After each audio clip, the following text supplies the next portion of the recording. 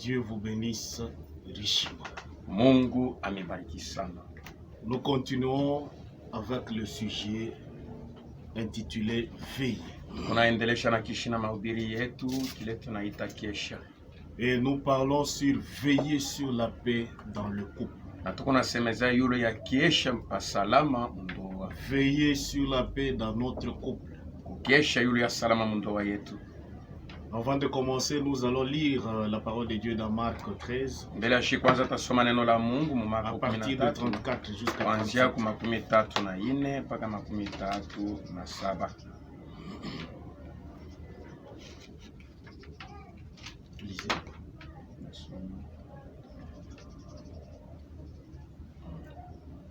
Il en sera comme d'un homme qui, partant pour un voyage, laisse sa maison, remet l'autorité à ses serviteurs, indique à chacun sa tâche et ordonne au portier de veiller. Veillez donc, car vous ne savez quand viendra le maître de la maison, ou les soirs, ou au milieu de la nuit, ou au chant du coq, ou les matins. Craignez qu'il ne vous trouve endormi à son arrivée soudaine. Ce que je vous dis, je le dis à tous, veillez. Veillez. Mukeshe. Veillez parce qu'il est allé nous chercher une place Mukeshe kwa sababu nenda tutafutia fasi et il revient nous prendre. na atarudia kutubeba. Et ceux-là qui iront, Na bale il n'y bataenda a que ceux-là qui veillent. mpaka bale beko na kesha. Ainsi, aujourd'hui, nous parlons sur veiller sur notre couple, sur la paix dans notre couple. Hivi basi leo tutasemeza yule ya Il y a kukesha des juu ya problèmes salama dans mundoa les yetu. couples Kuko mambo mandoa parce qu'on ne veille pas. kwa sababu bantu Chacun abakeshe. sur sa part. Kila mtu akeshe pa sehemu Si yake. chacun Kama kila mtu veillait sur sa part dans le couple, anakesha pa sehemu yake mundoa, la paix serait installée. salama ilipashwa La kwa mundoa. paix régnerait. Salama ilipashwa Et kuwa. l'harmonie aussi régnerait Na dans usawa l'amour. tena ilipashwa kuwa katika mapendo. L'homme qui veut aller au ciel Mtu yule anapenda kwenda kumbingu a l'obligation aussi eko na shuruti pia de veiller sur ya kukesha la yulu paix dans son couple. ya salama mundoa yake. Et la femme aussi Na muke a pia l'obligation de veiller eko na ile shurti aussi pia sur la paix dans son couple. kwa salama inapashwa kwa mundoa Car yake. c'est le travail de nous tous. Kwa sababu ni kazi ya shie C'est le bote, travail de l'homme. ni kazi ya C'est le mwanaume, travail de la femme. ni kazi ya mwanamke, C'est le devoir de l'homme. ni kazi ya C'est le devoir de mwanaume, la femme. ni kazi ya mwanamke. La Bible dit, Biblia inasema recherchez la paix mtafute salama avec tous. na bote, Même dans nos couples, hata mundoa nous yetu devons rechercher la paix tunapasha kutafuta salama entre mari et femme. kati ya bwana na mke. Quand nous lisons 1 Thessaloniciens 5, Kama 13, tunasoma Tesalonika wa Il kwanza est dit 5:13 comme wanasema hivi, ayez pour eux mkuwe na beaucoup juu ya d'affection mapendo ya mingi à cause de leur œuvre. juu ya kazi yabo, Soyez en paix entre vous. mkuwe katika salama katikati yenu. Cette parole aussi Hii neno pia concerne le couple. inaangalia Ils ndoa, doivent être en paix entre eux. banapasha kuwa katika salama Comme ndoa nous yabo. aussi, nous devons être en paix, Sawa vile shi na shi pia tunapasha kwa chacun ndoa, d'entre nous, kila mmoja wetu avec les autres. na bengine Il nous est demandé d'être en paix entre nous, banatuomba tuwe y katika salama compris kati le yetu, couple. hata vile ndoa Que la femme veille sur la paix dans son couple. mke akeshe bashi njua salama Que ndani ya le ndoa mari yake, veille sur la paix dans son na couple. mume pia akeshe yule ya salama Nous mundoa yake. avons besoin de vivre en paix Tuko na lazima ya kuishi katika dans salama le couple mundoa pour une bonne préparation. juu ya kujitayarisha Car vizuri, Jésus est à la kwa porte. sababu Yesu yuko kumlango. Lisons Mariage Problème Ancien, Tusome kwa tena ndoa mambo ya zamani page 2.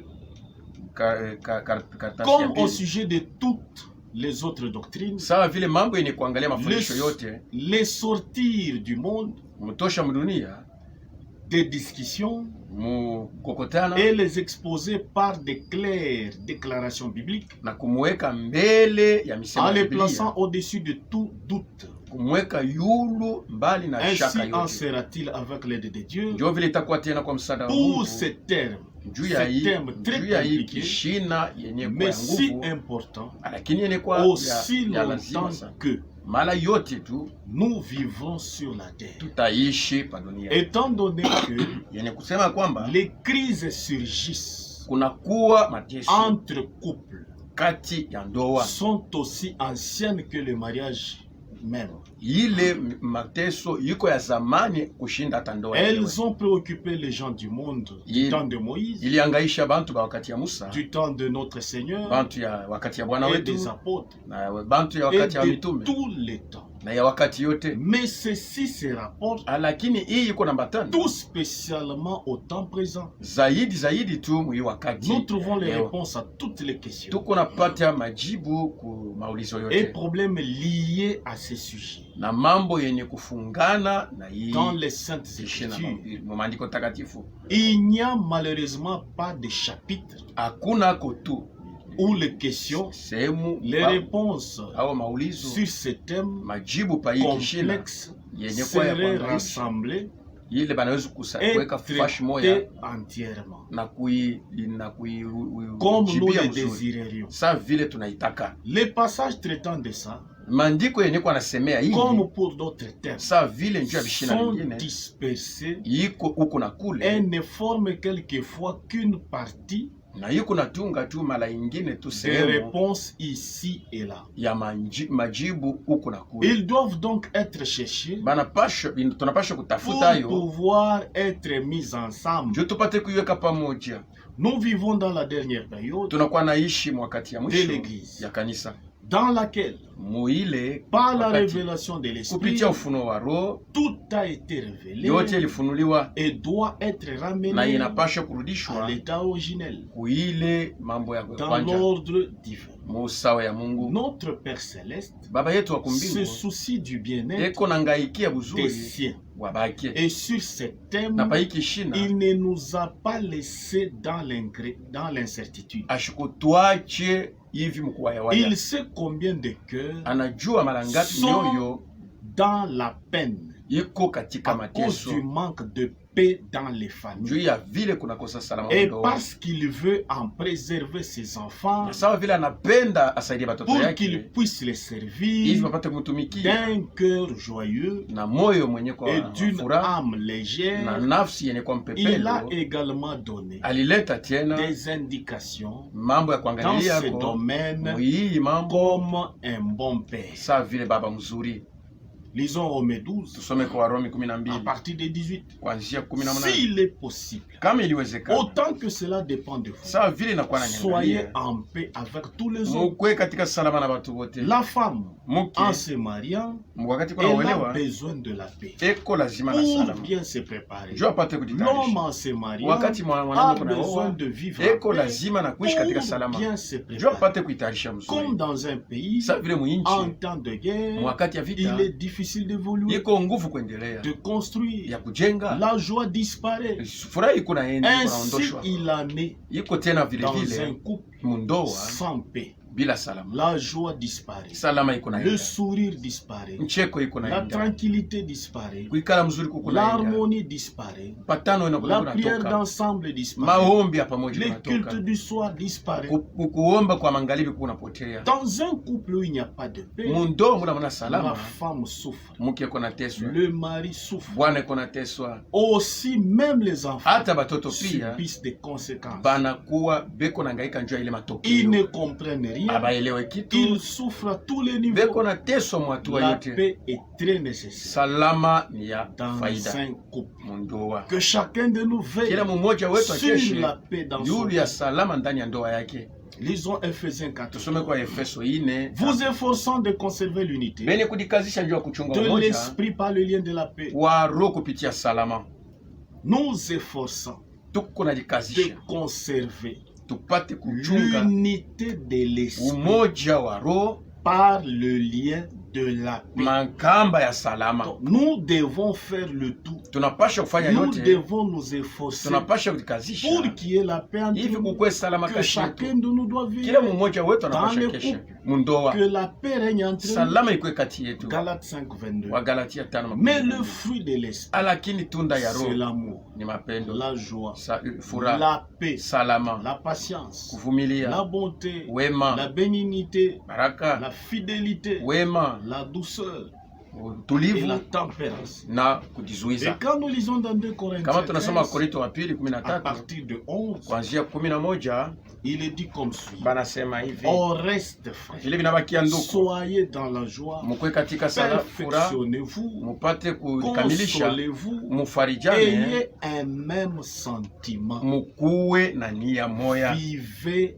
en paix. muishi katika salama. Et le Dieu d'amour Na Mungu wa et le mapendo, Dieu de paix Mungu wa salama sera avec vous. atakuwa pamoja na mwe. Vivez en paix. Muishi katika Même salama. dans nos couples, Hata mandoa il nous yetu est demandé de vivre en paix. maana tuelezea tuishi katika salama. Avec les désordres dans le couple, Na fujo mndoa cela empêche Dieu de se manifester. ile inakuwa nazuiza Parce Mungu qu'il est kuonekana, un Dieu de paix. kwa sababu ni Mungu wa Il n'est salama, pas un Dieu de ana désordre. Mungu wa mvuruko. 1 Corinthiens 14, Wa Korinto 14 33. makumi Car tatu. Dieu Kwa sababu Mungu n'est pas un Dieu de désordre, ana Mungu wa fujo, mais de paix. lakini ni Mungu wa salama. Comme dans toutes les églises Savyo makanisa de yote saints, ya watakatifu il est un Dieu de paix. ni Mungu wa salama. Dieu ne règne jamais Mungu atawalake là où kamwe règne les désordres, fashi iko fujo, là où la paix manque. ufashi ile salama yiko. Soyez en paix Mukwe katika salama entre vous dans le kati yenu couple, mundoa, et le Dieu de na paix Mungu wa salama sera avec vous. atakuwa pamoja na mweye. Mais s'il y a les désordres, Kama kuko le fujo, Dieu de paix Mungu wa ne salama sera pas avec hata vous, kuyakana parce mweye, qu'il vit kwa sababu kunaishi là où vit la paix, fashi na kwa là où la salama, paix existe, fashi kunakuwa là où salama, règne la paix. fashi panakuwa salama. Lisons mariage problème ancien, Tusomeko tena ndoa, mambo ya page zamani, 13. kurasi yake De ya plus, karatasi ya 13. l'apôtre écrit au sujet de ceux qui prennent une responsabilité particulière. Zaidi yayo mtume kona sema njuu ya bale beko na beba mabuzito ya kipekee En se mariant. kwa kwe kuoa. Mais ceux qui font ainsi Bale beko nafanya hivi auront de l'affliction pour ceux qui regardent la chair, batakuwa na mangaiko kwa hii naangalia mwili, auront des tribulations. batakuwa na Selon 1 mangaiko sana. Corinthiens 7, Kufuatana na Korinto wa kwanza c'est 7 ainsi. njo ilikuwa maana, Mais les afflictions lakini ile mauzuni ne sont pas plus grandes que celui aina tu ya zaidi qui est kushinda notre aide. ule anakuwa msaada wetu. Mais celui qui s'est marié Ule a alioa le cœur occupé eko na moyo ni des kuangaika choses du monde. juu ya vitu ya dunia, Comment il plaira à sa femme. namna kanya atapendeza mtu. Il y a une différence entre Kuko acha tofauti kati la femme et la vierge. ya mke na bikira. Celle qui n'est pas mariée Ula olewe a le cœur occupé eko na moyo mwenye des choses kuangaikia du Seigneur bitu ya Bwana pour être saint hivi apate kwa takatifu et de corps na et mwili d'esprit. na roho yake. Mais celle qui s'est mariée Ula a aliolewa le cœur occupé eko na moyo mwenye des choses du kuangaikia monde. bitu ya dunia, Comment elle plaira à son mari. namna kanya atapendeza Bwana yake. Celui qui se marie Ule kona sait olewa bien que les deux chemins anajua ya kwamba manjia mbili suivis par chacun ile inafuatilia debouche kumuntu débouchent sur un seul chemin yiku nenda kutokea munjia à moya parcourir ensemble. ile mnapasha kutembelea Le pamoja, salon, musalo, la chambre à coucher, mchumba ya kulala, tout ce qui concerne l'existence vyote vyenye kuwako juu ya est kuishi préparé pour vivre à deux. vinakuwako juu mupate kuishi navyo pamoja Dans le bawili. mariage, Mundoa il n'y a pas de solitude, de Hakuna. solitaire. Hakuna muntu wa eko nekala ye mwenyewe, Il n'y a plus de vie propre. hakuna maisha ya muntu ye mwenyewe, Il n'y a plus de vie propre. hakuna maisha ya muntu kwa kipekee ye mwenyewe, Tout est mis ensemble. yote inakuwa ni ya pamoja. Là où vivent les hommes, Fashi inakuwa les batu problèmes ne manquent pas. mambo haikosake, Comme dans les couples, sa vile mundoa les problèmes ne manquent mambo pas. haikosake, Mais là où règne l'amour, lakini fashi inakuwa là mapendo, où règne l'esprit de Dieu, fashi ile koro ya ces Mungu problèmes disparaissent mambo iko napotea vite mbio pour laisser place à la paix. juu ya kuachia Le fashi Dieu salama, de paix na agit Mungu wa salama iko et natenda règne là où il y a la paix. eko natawala fashi ni kwa salama, Il veille et il règne là où il y a la paix. eko natawala fashi ni kwa Mais salama. là où il y a des troubles, Fashi ni kwa fujo, Dieu ne règne pas. Mungu hawezi kutawala. Voulez-vous inviter Dieu, Mnapenda Mungu le akuye Créateur, dans votre couple? ndani ya nyumba ya chumba yenu, Soyez en paix mukwe katika dans salama le couple. mundoa, Et il sera avec na vous. atakuya pamoja na Nous wewe. pouvons lire aussi Tunaweza kuisoma pia Romains 16, Warumi 16 20.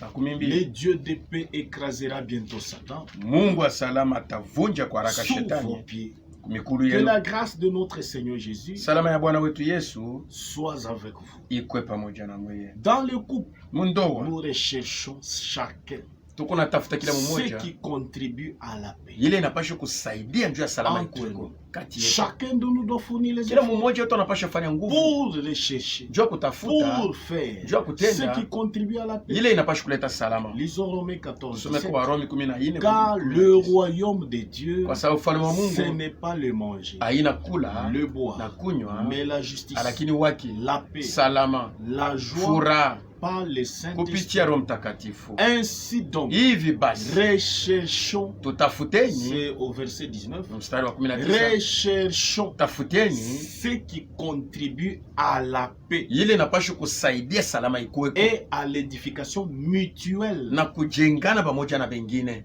Je reprends. Niko nasema Ainsi donc, hivi basi recherchons ce qui contribue à la paix tutafuteni ile inapaswa kuleta salama et à l'édification na mutuelle. ile inapaswa kutujenga pamoja na Nous bengine. devons fournir un effort. Tunapaswa kufanya nguvu. Ma femme est une fille de Dieu.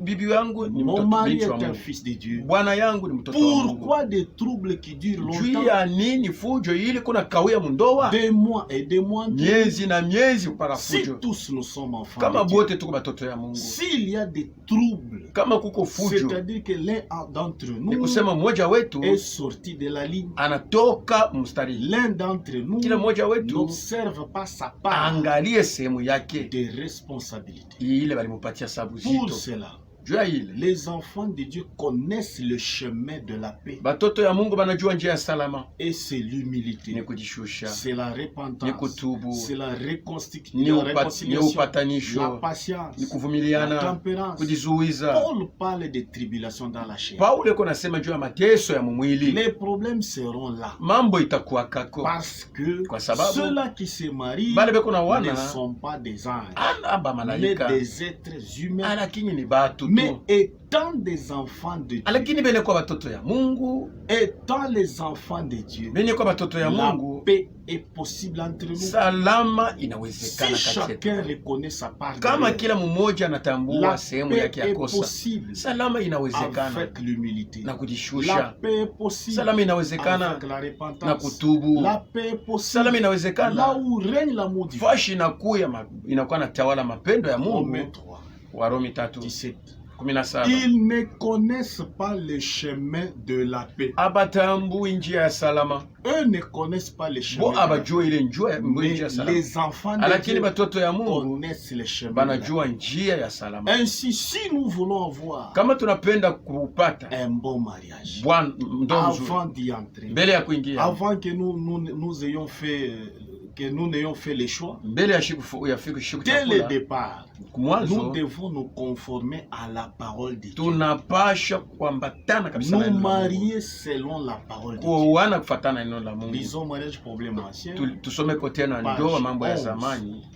Dieu a Karatasi ya voulu 11. pour l'homme Mungu alipenda juu ya mtu un mariage harmonieux. ndoa yenye kwa ya mpatanisho mzuri. Si cependant nous voulons que l'harmonie Kama tunapenda kusema ile upatanisho ikuwe mzuri règne dans kati la yetu, vie conjugale, mundoa yetu il faut que déjà, inapashwa mbele avant le mariage, mbele ya shiku ingia les mundoa, conditions bibliques ile makanuni ya Biblia soient remplies. ipate kutimilika. C'est aux jeunes hommes Ni kwa non babijana mariés que l'apôtre bala Paul bayaowana njo mtume écrit Paulo les anasema, directives anabandikia qui ile donnent de la banapasha part de Dieu. ile anabapatia ile toka kwa Car Mungu, c'est ici la volonté de kwa Dieu. sababu ni hapa mapenzi ya Mungu. Page 12. Karatasi ya 12. Une jeune fille Binti devrait également alipashwa veiller à attendre kukesha juu ya jusqu'à kungojea ce que vienne l'homme mpaka na pale mwana juste matakuya avec lequel ule mwenye haki elle aura anapashwa à partager sa vie entière. kuishi naye maisha yake yote. Naturellement, Muhimu qu'elle tu n'attendra pas jusqu'à ce que la fleur de son âge ait passé. Hatuwezi kuongojea paka na pale bujana bwake butapita. Elle ne devrait pas se laisser aller à des aventures, Ashipashi kuichikia kwenda mu michezo, mais amener sa virginité dans le mariage. lakini achunge ubikira yake na kupeleka mundoa. C'est pourquoi Njo kwa maana son mari lui en sera reconnaissant toute sa vie. bwana yake atakuwa na mshukuru maisha yake. Cela peut paraître ancien, Inaweza kuonekana ya zamani, ancienne mode, yenye kwa ya zamani mais sana, cela sera récompensé par toute une vie de bonheur. itakuwa inalipiwa na maisha yote ya raha. Dieu veut que nous ayons un mariage harmonieux. Mungu anapenda tukue na ndoa yenye kwa ya Pour y furaha. parvenir, il faut que chacun Napaswa kila mmoja se wetu marie selon la parole de apate Dieu. kuoa au kukuelewa kufatana neno la Mungu. Il est dit des maris, Banasema njoo ya pour bwana, ceux-là qui se sont déjà njoo mariés, ya bale basha kuoana. il est dit aux maris Banasema njoo ya bwana d'avoir la sagesse. akuwe na hekima. Marie, ayez de la sagesse Bwana ukuwe na hekima dans vos rapports mukupatana kwako avec vos femmes. na babibi yenu. C'est-à-dire le mari Ni kusema baba doit bwana avoir la sagesse napasha kuwa na dans, hekima dans les rapports, mukupatana kwabo, dans les différents rapports mukupatana kwabo kukwachana avec sa femme. na bibi Parce yake, que rapport est écrit au pluriel. kwa sababu ile kupatana banandika ni kuwingi. C'est dans 1 Pierre 3,7. Ni Petro wa kwanza 3:7. Je vérifie maintenant Niko naangalia sasa le point qui font partie des éléments. ile manukta yenye kwa Étant mari, mwenye kwa bwana, étant femme, mwenye kwa binti, dans un couple, mundoa. comme je suis en train de chercher la Sa harmonie, vile niko natafuta Je cherche upatanisho la paix. mzuri, mimi natafuta salama, je suis en train d'examiner, niko de nachunguza vérifier de na près kuangalia les karibu éléments qui font partie de tout, ile manukta yenye kuwa mundoa, parmi lesquels mkatikati nous yayo trouvons tuko l'insatisfaction, nakuta kutosheka, l'incompréhension dans les couples, kukosa kutosheka, Il y a kukosa kusikilizana, l'insatisfaction, kukosa kutosheka, l'incompréhension, kukosa kuelewana, l'intolérance, kukosa kuvumiliana, l'impatience, kukosa kuvumiliana, l'intempérance. kukosa kujizuiza. Et quand nous voyons l'insatisfaction, Na kama tunaona kosa kutosheka, l'insatisfaction dans le couple kukosa kutosheka mundoa détruit beaucoup de couples, kunakuwa na labisha mandoa mingi, provoque beaucoup de divorces. kuko na leta kuwa kwa ndoa mingi. L'insatisfaction est aussi à la base de beaucoup Kukosa d'infidélité. kutosheka mundoa kunakuwa kishina ya kukosa uaminifu Je ne mundoa. suis pas satisfait de la vie Mishitosheke na dans maisha laquelle je suis, ile niko nayo, satisfait des conditions de vie mishitosheke na hii hali dans niko nayo ya lesquelles je maisha me retrouve, ile niko nayo, qui sont moins confortables ile aina tu ya mzuri que sana celles que j'espérais. kushindia ile nilikuwa Je ne nawazia. suis pas satisfait de mon mari. Nishitosheke na bwana Je ne yangu, suis pas satisfait de ma femme. shitosheke na bibi yangu. C'est l'une des causes Njo qui mambo mnene trouble dans les couples. iko naleta fujo mundoa. Mais qui a choisi cette femme pour Ni toi? nani alikuchakulia ule Qui bibi? a choisi cet homme pour Ni toi? nani alikuchakulia ule bwana? Quel que soit ce que nous trouvons Hata yote tunaweza kupata dans cela, muile, cela ne donne pas na ile aipatie le droit à quelqu'un mutu ruhusa d'être infidèle ya kukosa kwa mwaminifu à l'autre. kwa mwingine. Que chacun Kila se mmoja contente de afurahikie ce qu'il a choisi, na kila alichakula, de celui qu'il a choisi, ula de alichakula, celle qu'il a choisi. ula alichakula mtu yake. Personne n'a choisi cet homme pour Hakuna toi. mtu alikuchakulia ule bwana, Personne n'a choisi cette hakuna femme pour alikuchakulia toi. ule Tu bibi. dois être satisfait Unapasha d'elle, kutosheka tu naye, dois être satisfait unapasha de lui, kutosheka na bwana yako, et tu dois être satisfait des unapasha conditions kutosheka na ile dans hali lesquelles tu vis. mule unajikuta amo. Nous voyons aussi l'incompréhension. Tuko naona tena kukosa kuelewana. L'incompréhension est aussi Kukosa kuelewana nako pia à la base de beaucoup de ndio problèmes kishina ya mambo mingi dans les mundoa. couples. Mundoa On n'arrive pas à se comprendre. abantu abafikie kukuelewana. Le mari cherche toujours à avoir raison. Bwana iko napenda paka kweye na La sababu, femme cherche toujours à avoir raison. bibi anatafuta kwe paka yeye na Le mari a sababu. toujours raison. Bwana iko paka na La sababu, femme a toujours raison. bibi iko paka na C'est sababu. l'autre qui a tort. Mwingine njo Je ne anakosa. veux pas comprendre ma femme. Siwezi kuelewa Je bibi ne veux yangu, pas comprendre mon mari. siwezi kuelewa bwana Mon mari yangu, n'est pas intelligent. ashina na Ma kile femme n'est pas intelligente. mke wangu ana na C'est kile. moi toujours qui Ni ai raison. mie njo niko na Et sheria, à cause de cette na njo incompréhension, kukosa kuelewana tout le kule. monde veut monter. Kila mtu anapenda Tout le monde kupanda, veut avoir raison. kila mtu anapenda kukuwa na Cela sababu. est en train de ronger Njo la paix. ile inakuwa na alabisha na kutosha salama. s'arrange la paix dans le couple. Iko na kula salama mundoa. Il y a aussi l'intolérance. Kuko kukosa tena kuvumiliana. Je n'arrive plus à tolérer ces défauts, Shifikie tena kuitikia vile kunafanya. à supporter ses erreurs. Kutwala ile Je makosa ne yake. tolère plus sa présence. Shitikie tena wepo yake kuiona. Je n'ai plus le temps. Shina tena na wakati. Je ne tolère plus ce qu'elle fait. Shiitikie Je tena vile ne tolère kunafanya. plus ses erreurs. Shikubali tena vile kunafanya. Plus le temps passe, Sawa vile wakati kunapita. plus je connais ses défauts, Ndio mimi naona makosa je yake. connais ses Mimi faiblesses, najua udhaifu et je yake. sais comment les Na mimi éviter. najua namna kani ya Je kumwepuka. sais comment les supporter. Najua namna kani ya kumtwala. Plus je sais Sawa vile mimi sur natambua quel point, nifashi kani. plus je connais ses défauts, Sawa vile mimi najua plus makosa je yake. connais ses Sawa vile mimi faiblesses, najua udhaifu yake. plus je connais Najua yo le point sur lequel je peux prier ile mafashi mimi napasha kumwombea pour Mungu. ma femme. Juu ya bwana yangu. Plus je connais Sawa vile mimi le najua point sur lequel ile je manukta vais prier pour mon mari, napasha kuombea bwana pour yangu. que Dieu l'aide, Hivi Mungu amsaidie.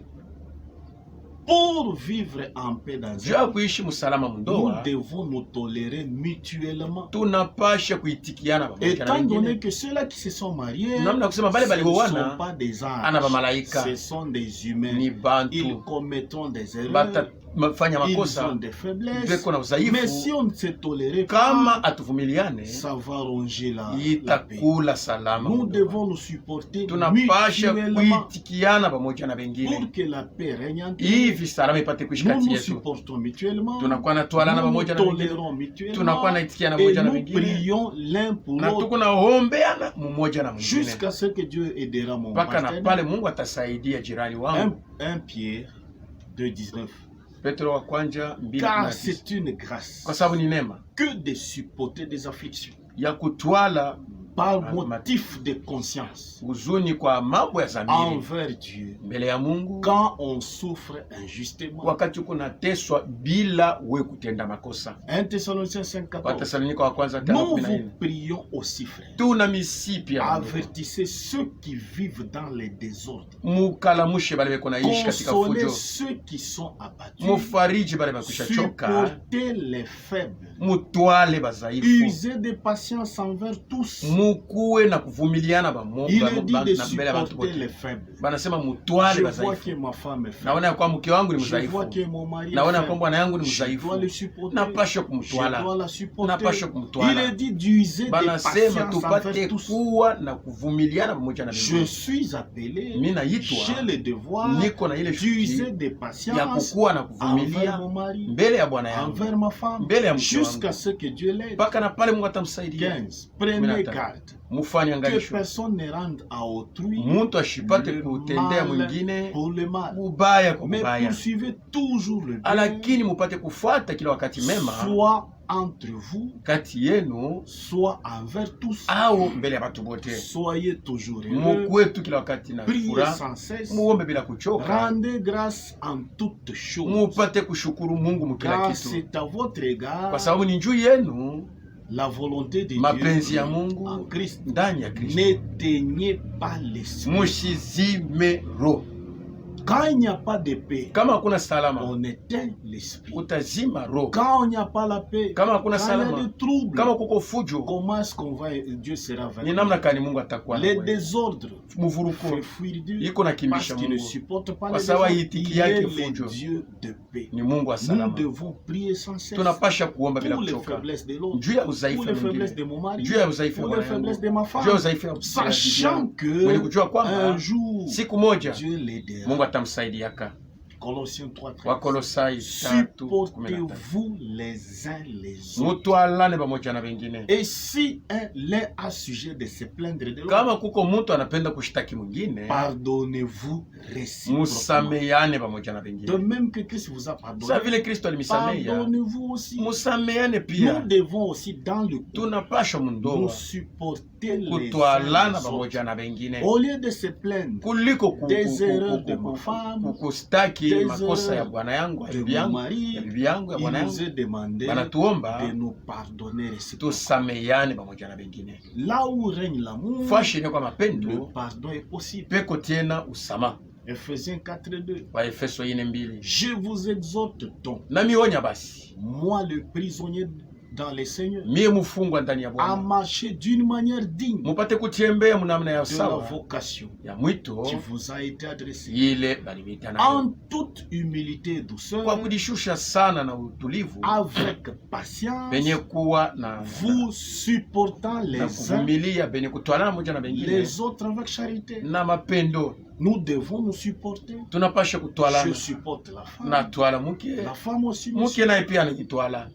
Romains 15:1. Warumi 15:1. Nous qui sommes forts, Shi benye kuwa na nguvu, nous devons supporter les faiblesses tunapasha kutwala udhaifu de ceux qui ne les sont pas. ya bale abana na nguvu. Nous qui sommes forts, Shi benye kuwa nguvu, nous devons supporter les tunapasha faiblesses kutwala de udhaifu ceux qui ne les sont ya pas bale abana na nguvu, et ne pas nous plaindre en nous-mêmes. ana kuanza kushitakana ndani Que yetu. chacun de nous Kila mmoja wetu complaise au prochain apate tena kusaidia pour ce mwenzake qui est bien jua ile yenye kwa en mzuri, vue de l'édification. hivi apate Que kumjenga. le Dieu de la paix, Lakini Mungu wa salama de la wa persévérance kudumu et de la consolation na wa faraja vous donne amipatie d'avoir le même sentiment mupate kuwa na nia moya les uns envers les autres, pamoja na bengine selon Jésus, kufuatana na Yesu Kristo. afin que tous, Hivi basi bote ensemble, pamoja d'une seule bouche, na mkinywa vous moja glorifiez mutukuze basi les dieux Mungu et Père na de Baba notre Seigneur wa Jésus. Bwana wetu Yesu Kristo. Que ceux-là qui sont forts Bale bekolo banaona kwamba kuna nguvu, supportent les faibles. batwale Je kwa vois que udhaifu. moi, le mari, je suis Naona ya fort. kwamba mie Bwana niko na Je nguvu, supporte les faiblesses de ma napashe femme. kutwala udhaifu ya mke wangu. Moi, la femme, Mie je mke, vois que je suis naona ya kwamba forte. niko na Je nguvu, supporte niko na les twala faiblesses de mon mari. udhaifu ya bwana Je yangu, le supporte. niko na Et mtwala, j'ai pris pour lui. niko na muombea, J'ai pris aussi pour ma femme. naombea tena mke wangu Jusqu'à ce que Dieu mpaka na l'aide. pale Mungu atamsaidia. Il y a aussi l'impatience Kukukosa tena kuvumilia, qui ronge kunakuwa na kula la paix dans nos couples. salama ndani ya ndoa yetu. Par manque de Kwa patience, kukosa les kuvumilia mariages se brisent. ndoa iko navunjika, Par manque de patience, kukosa le salama mariage se fragilise, ndoa iko le navunjika, trouble entre fujo iko naingia et détruisent les familles. na iko na labisha mandoa. Pourtant, la patience Japo kuvumilia est l'un des fruits de l'esprit. inakuwa ni tunda moya ya Roho. Que celui qui constate que Ula anaona kwamba par manque de patience, anakosa je kuvumilia, trouble ma femme. eko na Par vuruga mke manque de wake, patience, kukosa je kuvumilia trouble mon mari. niko na ngaisha bwana Qu'il yangu. aille à genoux, Ende kwa magoti, qu'il aille vers Dieu ende kwa Mungu, et demander à lui aombe de lui Mungu accorder la patience amupatie uvumilivu pour la paix juu ya salama dans son foyer. mundoa yake. Nous devons être patients Tunapasha kuwa na uvumilivu en espérant, kwa kutumainia, en croyant que kwa kuamini kwamba Dieu va changer mon Mungu mari, atabadilisha bwana Dieu yangu, va changer ma Mungu femme. atabadilisha mke wangu. Et étant patient, Na mwenye kuwa na kuvumilia, chaque fois, mara yote nous allons à genoux, tuko naenda kwa nous magoti, prions tuko pour naomba que Dieu puisse changer ndio l'autre, Mungu apate pour qu'il kubadilisha puisse lui mwingine, donner la Mungu patience aussi, amupatie kwa uvumilivu afin que nous vivions hivi tupate kuishi dans la paix. katika salama, Parce qu'il est dit, kwa sababu anasema recherchez la paix. mutafutishe salama. Que ceux-là qui sont forts Bale benye kuwa na nguvu supportent les faibles. batwale Que bazaifu, celui qui est fort dans le couple ule ko na nguvu ndoa supporte les faibles atwale en mzaifu priant pour lui. kwa kumuombea. Jacques 5:7. Yakobo 5:7-8. Soyez donc patients, Mukuwe bashi bavumilivu frères, nduku jusqu'à l'avènement du Seigneur. mpaka na pale Bwana atakuya. Voici les labeurs, le Tazama laboureur ule ko na lima attend les limaji précieux fruits eko na ongojea matunda ya de la damani terre, ya bulongo, prenant patience à son égard, eko na vumilia jusqu'à ce qu'il ait reçu mpaka na pale atapokea les pluies de la première mvula ya et les kwanza pluies de na ya l'arrière-saison. mwisho ya mvula. Vous aussi, Nini pia soyez patients, mukwe bavumilivu, affermissez vos cœurs, mupate kutia car nguvu mioyo yenu, l'avènement du Seigneur kwa est sababu proche. kuja kwa Bwana kuna kwa karibu. Ne vous plaignez pas Musikuwe na dililia ndani les uns mwenu des autres, pamoja na bengine, afin que vous ne soyez jugés. hivi mushukumiwe. Voici les jugés à la porte. Tazama muamzieko kumlango, Voici les jugés à la porte. tazama muamzieko kumlango. 11. 11. Voici Tazama, nous disons bienheureux tunasema baheri ceux qui ont souffert patiemment. wale baliteswa lakini katika Vous uvumilivu. avez entendu parler de la patience de Job. Mulishikia vile balisema njuu ya kuvumilia kwa Vous Ayubu, avez vu la fin que na l'Éternel, muliona mwisho que ile le Seigneur lui accorda. Bwana alimpatiaka, Car le Seigneur est plein de kwa miséricorde sababu Bwana anajala na rehema et de compassion. na huruma. Soyons patients. Tukuwe bakuvumilia. Colossiens 1:11. Wakolosai Pour 1:11. marcher d'une manière digne Juu ya kutembea mnamna ni du kustahili Seigneur Bwana et lui être entièrement na agréable, kumupendeza kwa lote, portant de fruits benye kuwa na matunda en toutes sortes mnamna yote de bonnes œuvres ya matendo et mema, croissant par la connaissance de Dieu. na benye kukomea kupitia ufahamu wa Mungu. Fortifié à tous égards Mutie kwa par namna sa yote, patience, kupitia par sa ku- puissance kwa glorieuse, kupitia uwezo yake ya en utukufu, sorte que mnamna ya kusema vous soyez toujours mukwema kila wakati et avec joie, na salama, persévérant benye kudumu et patient. na bakuvumilia. Nous devons être patients. Tunapaswa kwa bavumilivu. Romains 12:12. Warumi 12:12. Réjouissez-vous Mufurahiwe en espérance. kwa kutumainia, Soyez patients dans l'affliction. mupate kuvumilia wakati mko mateso, Persévérez dans la prière. na mudumu katika maombi. Je suis patient Niko et navumilia, je persévère dans la prière. niko na dumu tena katika Aussi maombi, pour la paix dans mon couple. juu ya salama tena mundoa yangu. Que Dieu puisse nous aider. Mungu apate Que Dieu kutusaidia, puisse nous assister. Mungu atupate Et quand kutusaidia. je lis 1 Corinthiens Kama 13, nasoma Korinto wa 4, kwanza 13:4, il est dit comme suit. banasema hivi, La charité est patiente. mapendo inakuwa navumilia, Elle est pleine de bonté. inayala na La wema. charité n'est point envieuse. Mapendo aitamani La yake, charité ne se vante point. mapendo aidisifu Elle ne yake, s'enfle point d'orgueil. aikalake kuna vimba La kiburi. charité est patiente. Mapendo iko navumilia. Si j'ai l'amour en moi, Kama niko na mapendo ndani si j'ai yangu, la charité en kama niko na moi, mapendo ndani si j'ai yangu, l'amour divin kama en niko na moi, mapendo ya je Mungu, vais patienter ma femme. mitaendelea na kuvumilia Jusqu'à mke ce wangu que Dieu la mpaka na change. pale Mungu Je vais atambadilisha. patienter mon mari. Nitavumilia bwana Jusqu'à yangu ce que Dieu le mpaka na change. pale Mungu Parce que atambadilisha, c'est moi qui kwa l'ai sababu ni choisi. mimi ndio nilimchagua. C'est le choix que j'ai fait. Ni kuchakula Je l'ai kwangu, témoigné devant les gens. nilishuhudia mbele ya watu, Je l'ai témoigné devant Dieu. nilishuhudia mbele ya Je Mungu. serai patient Nitakuwa navumilia jusqu'à ce que Dieu mpaka na l'aide. pale Mungu atamsaidia. Si vous aimez réellement votre Kama mari, unapenda kweli kweli bwana vous wako, serez patient avec lui. utamvumilia Si kabisa. vous aimez réellement votre Kama femme, unapenda kweli kweli mke vous wako, serez patient envers elle. utamvumilia. Comme j'aime ma Sasa femme, mimi napenda mke wangu, comme j'aime mon mari, sasa mimi napenda bwana yangu. alors avec patience, Sasa na kuvumilia kote je présente ses défauts à Dieu. niko naonesha makosa yake ndani ya Dans Mungu. mes prières, Mu maombi yangu je présente les défauts de ma mimi femme naonesha makosa ya mke wangu avec patience. na kuvumilia. Dans mes prières, Mu maombi je yangu présente les défauts, naonesha les makosa, faiblesses de mon mari, maudhaifu ya les bwana faiblesses yangu, de ma femme. udhaifu ya bibi Dans les yangu prières, katika maombi avec patience. na kuvumilia. Lisons Philippiens 4. Tusome wa Filipo 4:6. Ne vous inquiétez de rien, Mushi nungunikie mais kitu, en toutes choses, lakini mambo yote faites connaître vos besoins à Dieu mupate kujulisha Mungu par des prières maombi yenu et des kupitia supplications, na avec kumwomboleza des actions de grâce. na matendo ya J'ai kushukuru. des besoins dans mon cœur. Niko na mahitaji ndani Je ya moyo veux que wangu, Dieu aide ma femme. napenda Mungu Je asaidie mke veux que wangu, Dieu aide mon mari. napenda Mungu asaidie bwana Alors je yangu. vais présenter ces Pale besoins. mitaonesha ile mambo niko nayo. Il y a aussi l'intempérance. Kuko tena kukosa kujizuiza, Par manque de tempérance, kukosa kujizuiza, par manque de la maîtrise de soi, kukosa kujizuiza, la paix disparaît de nos maisons. salama iko napotea manyumba yetu. Je constate que je n'ai pas de maîtrise. Naona ya kwamba mishina na Je kujizuiza, vais à genoux. mitaenda kwa magoti Demander cela à Dieu. kuomba yo kwa Mungu, Car en moi, kwa sababu ndani je yangu désire vivre en paix mimi napenda kuishi katika salama avec ma femme. na mke wangu, Je désire vivre en paix napenda kuishi katika avec salama mon mari. na bwana yangu. Et je vais à genoux. Mimi kunaenda kwa magoti, Demander à mon Dieu naomba kwa Mungu qu'il wangu me donne la tempérance. anipatie kujizuiza.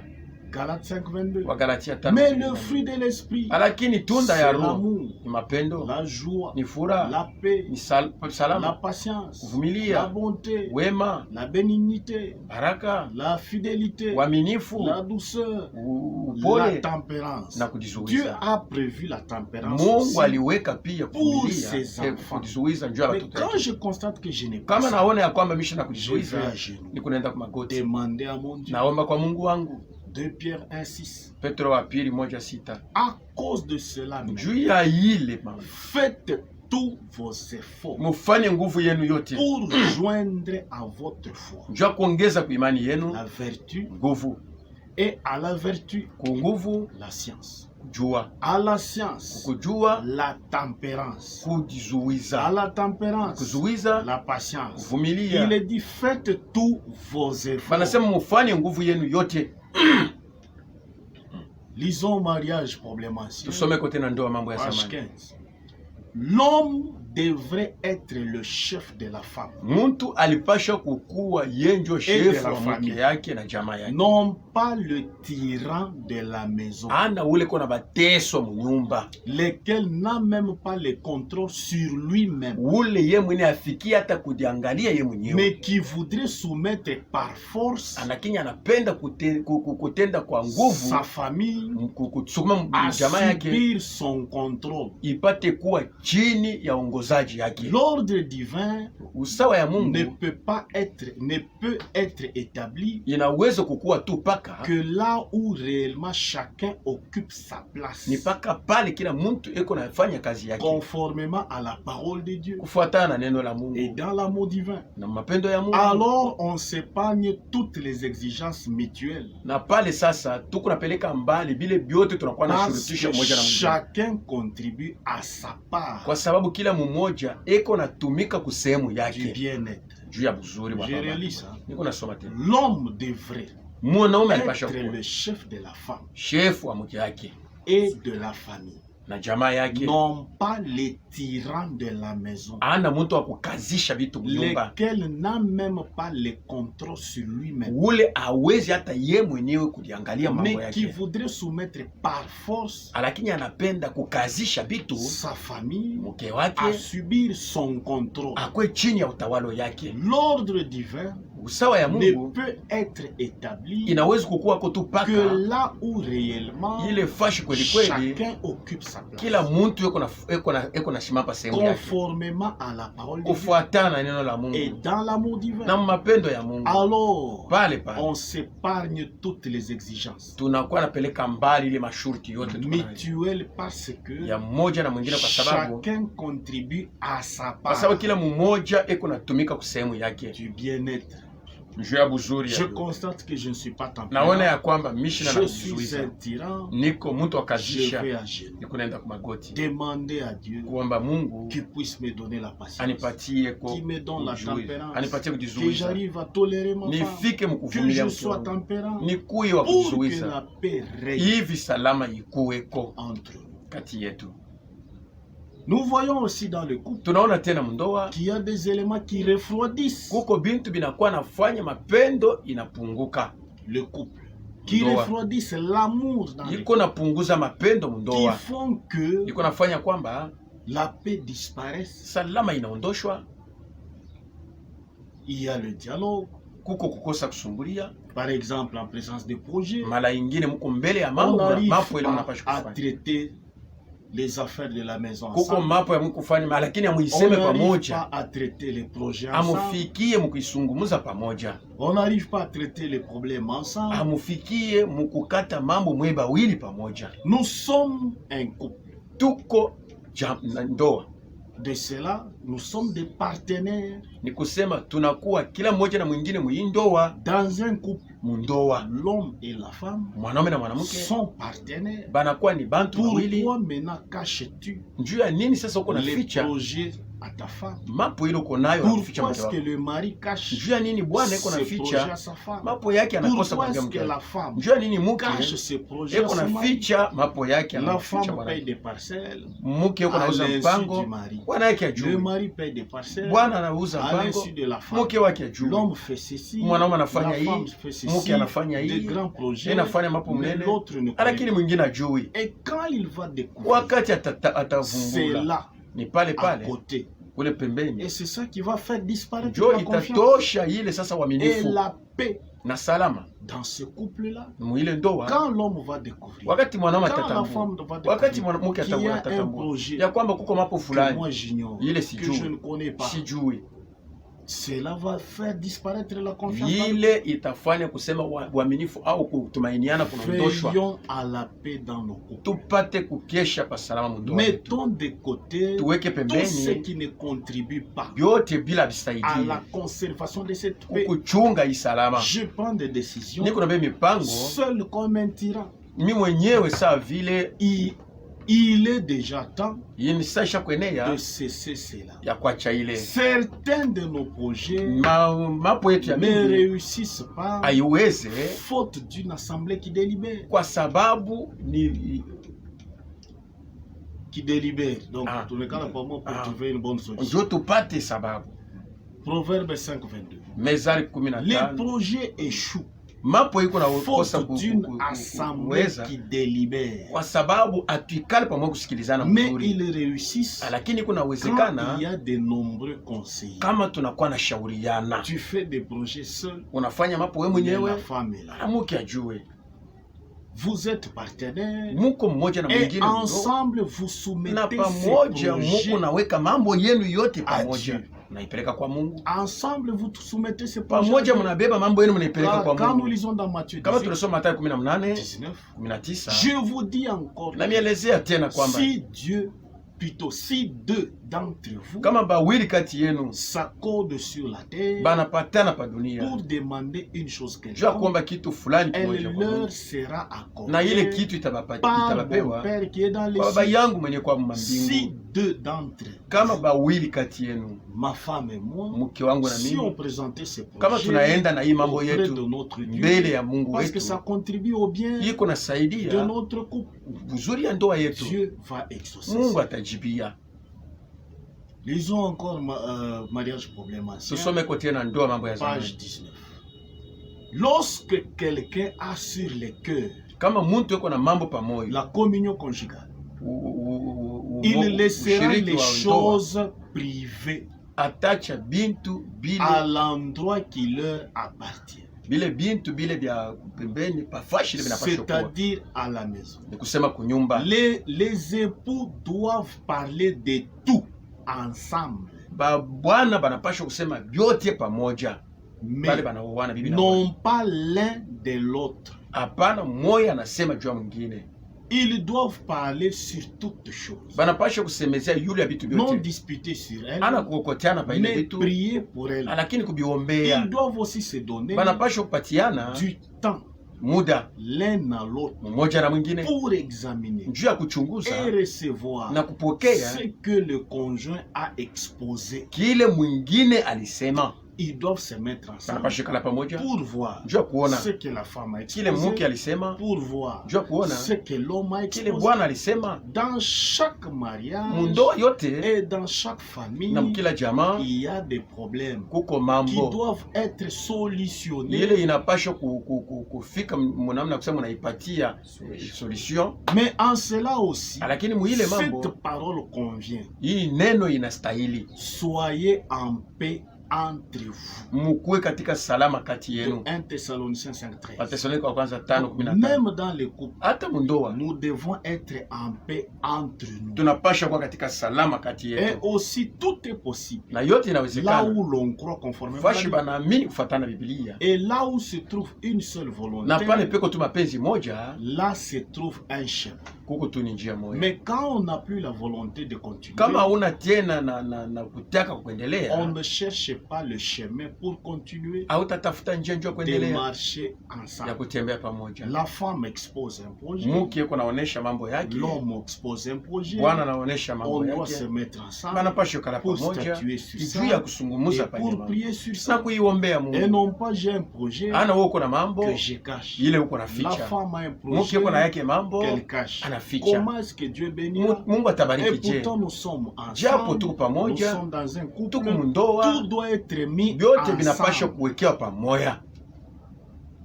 Il y en a aussi, Kuko bengine qui divulguent les secrets. banakuwa beko natosha mambo ya munyumba kuipeleka nje, Divulguer les secrets de la kutosha maison, mambo ya nyumba les kupeleka secrets nje, du couple, mambo ya les mundoa, secrets de la chambre. mambo ya mchumba. Cela dissipe la paix. Ile inakuwa natosha salama, Cela ouvre la voie au ile trouble. kunafungula mulango kwa Cela vuko, ouvre la voie au ile désordre. inafungulia fujo mulango, Cela fait disparaître la paix ile inatosha salama de munyumba, nos couples. mumanyumba yetu. Car nous lisons dans Hébreux 13 Wakati tuko nasoma 4, Waebrania 13 que hivi le mariage soit hivi, basi ndoa honoré de tous yesimiwe na mtu et yote, le lit na conjugal kitanda cha ndoa exempt de toute suite. isikuwe na buchafu. Que les mariages Ndoa basi soient honorés de tous. yeshimiwe na mtu yote.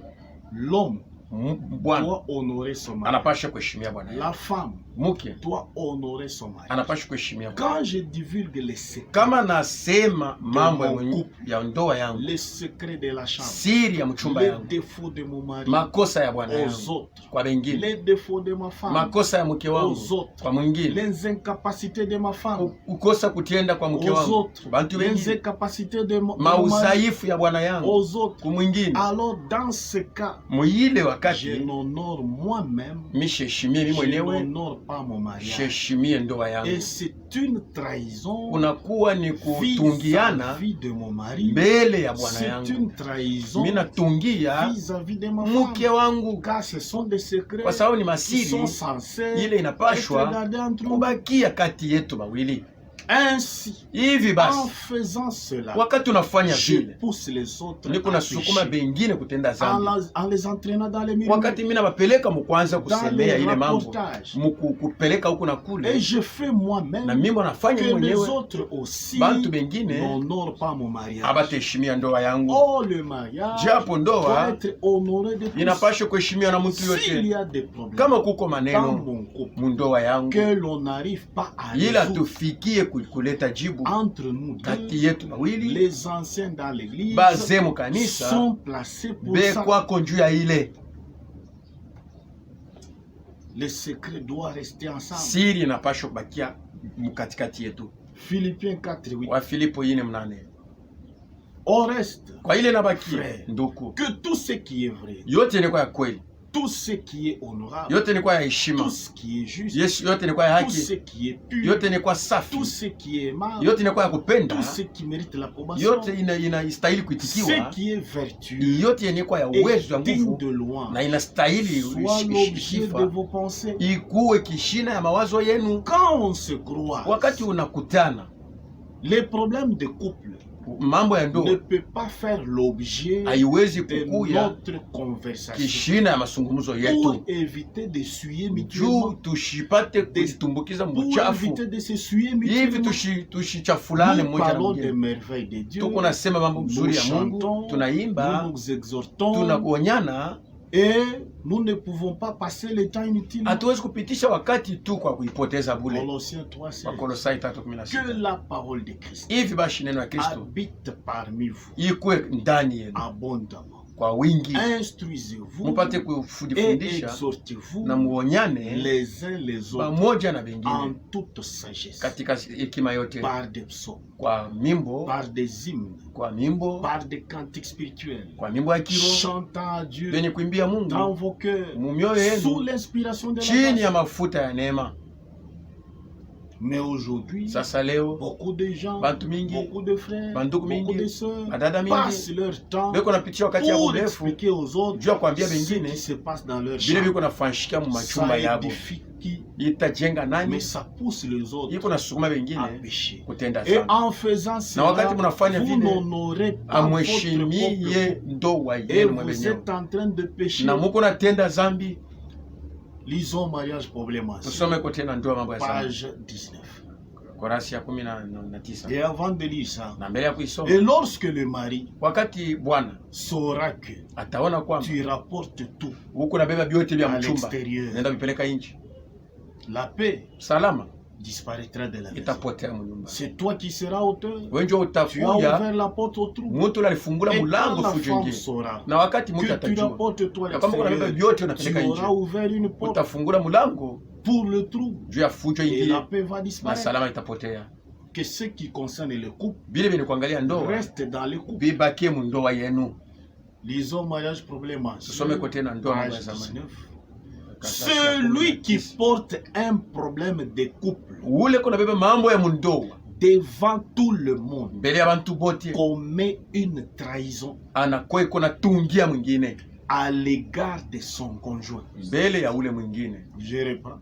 Nasema Celui qui porte un problème ule kuna beba mambo des couples devant tout le monde ya mundoa mbele ya bantu wengine commet une trahison anakuya na à kosea l'égard de mwingine, son conjoint, anakuwa na kosea, détruit la confiance anakuwa naondosha et uaminifu se ferme à lui-même na analifungia yeye le mwenyewe chemin de retour. njia ya kurudia, Aussi, on se trouve na tuko najikuta sur un chemin munjia de non-retour ya kukosa qui se kurudia. caractérise par la dureté. Ile inakuwa sasa na kukazisha On moyo, s'en va huko à naenda sa perte na kupotea sans considération, bila tena kuangalia sans kitu, prendre garde bila kufanya à angalisho celui qui est entraîné dans la chute kwa ule yote kunanguka ou dans les dommages. au mumambo Tous ceux makosa qui appartiennent, yote yenye kuwako, tous ceux qui apprennent bote bale batasikia la chose kitu kile, sont plus ou moins entraînés bataingishwa na bomu ile par makosa des conversations unilatérales kwa masungumuzo ya huku na kule, sur des personnes concernées. pa mambo yenye kuangalia ile Il ndoa ya se bale bantu, forment des parties, banaanza kufanya kwa masehemu, ce qui finalement ne cause pas une déchirure na ile haitafikia kupasula, entre les conjoints seulement, haitafikia pa kupasula ndoa, mais aussi dans les familles lakini hata majamaa et ingine, dans l'église. hata mkanisa. Là où une racine d'amertume bourgeonne, Wakati fashi ile inakuwa muzizi ya uchungu iko naonekana, beaucoup sont souillés ba mingi et batachafuliwa pour beaucoup la langue na ba mingi lulimi est enflammée inakuwa par inekuwaka les feux de l'enfer. na moto ya Gehenna. Il est demandé à l'homme Banambia mwanaume d'honorer la femme, aheshimia mke wake, humilier la femme kumfezeresha mke devant les voisins. mbele ya bajirani. Humilier la femme Fezeresha n'est mke pas une bonne chose. haina kitu mzuri, Cela fait disparaître la paix de ile l'homme. iko nafanya ya kwamba salama ipotee mdoa. Humilier la femme devant les enfants, Kufezeresha mke mbele ya devant batoto, ses frères, mbele ya bandugu yake, devant ses mbele ya sœurs, badada en yake, la frappant. kwa kumupika. Alors elle vit dans la maison Eko naishi munyumba, avec peur. atakuwa naishi na boka. Elle qui a grandi, Ule ashakomea, Chez ule ses ashakomea parents, kwa wazazi yake, peut-être sans être battue, saa zingine aba ou même yampikaka, si elle a déjà été battue chez hata kama elle, alimpikaka parce kwabo, que c'est normal, kwa sababu ce ya sont sawa ses enfants. ni watoto yake. Dieu a dit Mungu de alisema châtier les upate enfants kupika mtoto, et non pas châtier les ana femmes kupika et mke non pas wako, battre les ana femmes. kupika mke wako. Elle a témoigné partout Alishuhudia que vote, j'ai eu un enfant de Dieu. nilipata mtoto wa Quelle Mungu. déception maintenant Sasa Pour elle. ni haya kani juu de yake voir chaque fois ya kuona kwamba à kila cause wakati d'une simple juu ya kamambo ou tu d'une grande erreur au kakosa tu kanena être kidogo battue par celui qu'elle aime, beko na mupika kuko ule anapenda, par celui pour qui elle témoigne partout. anampika kuko ule anakuwa anashuhudia J'ai kila trouvé wakati, un enfant na de apata Dieu. mtoto wa J'ai Mungu, trouvé un fils na de apate Dieu. mtoto mwanamume Mais wa Mungu. maintenant elle se promène Natazama sasa anaanza avec kutembea, larmes. yeko natembea na Elle machozi, se promène avec honte. yeko natembea na Et les haya, gens qui lui disent, na watu wako c'est namwelezea, toi qui disais wenje ulikuwa que tu as nasemaka trouvé un fils de unapata Dieu. mtoto C'est wa Mungu toi qui mwanaume, disais, wenje ulikuwa nasema voilà maintenant il tazama t'écarte. sasa iko na Elle kupika, est là dans la maison, yeko munyumba, comme si elle vivait dans une sa vile prison. kona ishi Mngereza. Cela enlève la paix Ile itatosha dans salama notre couple. mundoa yetu. Le mari et la femme Bwana na mke ne sont pas deux corps, ana mili mbili, mais un seul ni corps. mwili moya. Quand quelqu'un tape sa Kama main mtu anapika pour mkono avoir wake fait tomber un juu ya verre, vile iliangusha il kopo, blesse cette main, eko na kata Et ile mkono on kidonda, saura bien batajua que kwamba c'est un fou. ni wa mazimu. Comment est-ce que quelqu'un Namna kani peut mtu battre sa main anaweza kupika parce mkono que la wake main a laissé kwa sababu tomber le mkono verre? unaangusha nkopo. Battre sa femme, Kupika mke wake c'est une folie. ni mazimu, Quelle que soit la raison hata kama que sababu vous inakuwa pouvez je avancer, ile unaweza quelle que kusema, soit la faute hata kama kosa iko qu'elle a je commise, ile alifanya, vous allez à la fête par exemple, unaenda mara ingine karamu, vous êtes convié à une fête, banamita karamu, et bien habillé, na unavala mzuri, et à un moment donné, wakati fulani vous trébuchez, vous unaanguka, tombez dans la boue, unaanguka vous mpotopoto, abîmez tous vos vêtements. unalabisha manguo yako Ensuite, yote. on vous voit Kisha banakuona en train de taper vos jambes, uko napika mikulu yako, de vous donner des coups à vos jambes. uko napika Vous ngume ku mikulu fouettez yako, vos jambes. uko napika Parce que fimbo vos mikulu yako, jambes kwa sababu mikulu vous yako ont fait tomber dans la boue. inakutezeresha, unaanguka. Alors, quand vous posez la question, Kama nakuuliza pourquoi tapez-vous njoni vos unapika jambes? mikulu Parce yako, que mes jambes mikulu yangu m'ont fait tomber. inaterezeka Les bila gens anguka, verront na batu wataona que kwamba vos vêtements sont manguo abîmés, yako mais inalabika, ils sauront batajua que kwamba vous êtes un fou. uko mwenda mazimu. Alors, tous sauront Bote que batajua vous êtes fou. uko mwenda Et mazimu. quand quelqu'un tape Na sa kama femme, mtu anapika mke wake, expose sa folie. anakuwa anaonesha mazimu Il yake, expose sa folie. eko naonesha wazi Parce que mazimu la yake, femme kwa sababu mke est une partie de ni lui. sehemu ya mwili wake.